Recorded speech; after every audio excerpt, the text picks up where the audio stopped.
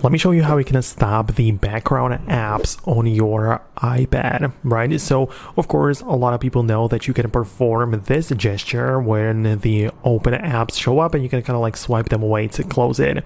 But that's not really closing them running in the background, because what you need to do for this is go to the settings app like this, and below, if you are in the general section in here, make sure to click on it. And in here, when you scroll down a little bit more, you should find a background app refresh.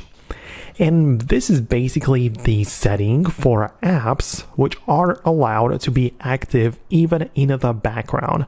For example, you have a weather app, and for that it would make sense to constantly access the internet and be open in the background to give you the latest information about the weather, right? That makes sense. But a lot of different apps simply don't need that to have that enabled, right?